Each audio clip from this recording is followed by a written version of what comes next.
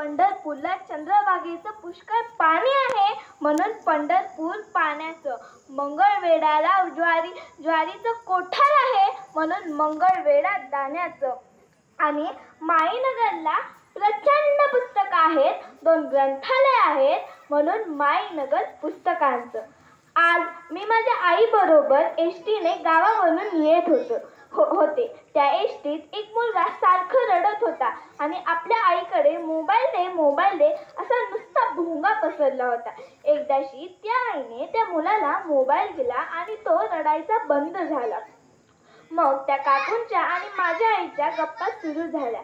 त्या काकू म्हणाल्या, तुमची मुलगी नाही का मोबाईल मागत? खूप गुणी दिसते.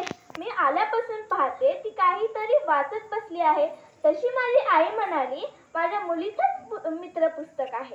ऋषिकेश होते हो व ज्ञानदेवतेच्या खुर्चीवर विराजमान असणारे तज्ज्ञ परीक्षक यांना माझ्या विषयाची चाहूल लागलीच असेल. मी गुलमोहर इंग्लिश मीडियम स्कूल माईनगरची विद्यार्थिनी विभूतीराम वायचे विषय मांडते. पुस्तक माझे मित्र. ऋषिकेश होते हो मित्राची व्याख्या अनेक लेखकांनी व्यक्तीने आपल्या परीने वेगळ्या केल्या आहेत. पण मला वाटते की आपल्या जीवनाच्या सुरुवातीपासून ते शेवटपर्यंत आपल्यासोबत जो असतो तो खरा मित्र. मग मला सांगा, आपला खरा मित्र कोण? माणसाच्या शिक्षणाची सुरुवात मुळी पाटी पेन्सिल पुस्तकातून होते.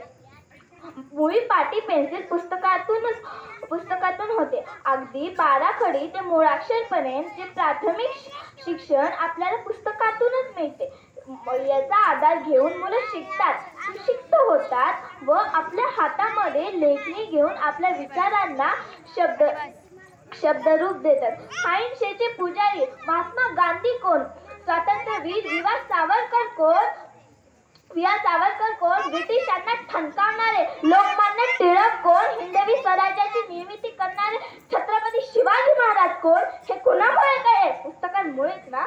पुस्तक आपल्याला प्रत्येक क्षेत्राची माहिती देतात. आपली आवड कोणतीही असो त्या क्षेत्राची पूर्ण माहिती आपल्याला पुस्तकातूनच मिळू शकते ना. काही पुस्तके आपलं मनोरंजन करण्याचे काम करतात तर काही पुस्तके आपला आत्मविश्वास वाढवण्याचे काम करतात.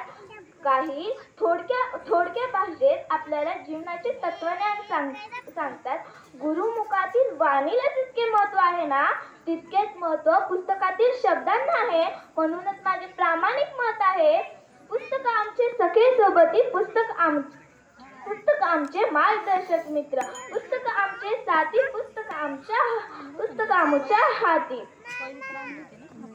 ज्याप्रमाणे होकायंत्र जहाजाला दिशा दाखवण्याचे काम करतं तसंच पुस्तक आपल्या जीवनाला दिशा दाखवण्याचे काम करतात.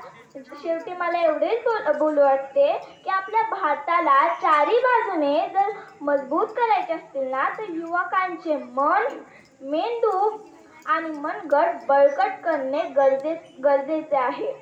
धन्यवाद. जय हिंद, जय महाराष्ट्र.